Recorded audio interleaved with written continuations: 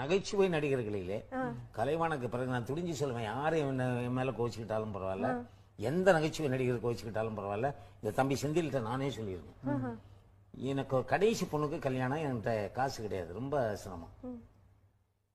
தம்பி விவேக் கிட்ட போய் ஸ்லோன்ல ஒரு நாடகத்துக்கு கூப்பிடுறாங்க, அது போனா எனக்கு ஒரு 50,000 ரூபாய் என் பொண்ணு கல்யாணத்துக்கு கிடைக்கும். எவ்வளவு கிடைக்கும்னு கேட்டார். உங்களுக்கு ஒரு 50,000 ரூபாய் கிடைக்கும். எனக்கு என்ன கொடுப்பீங்க?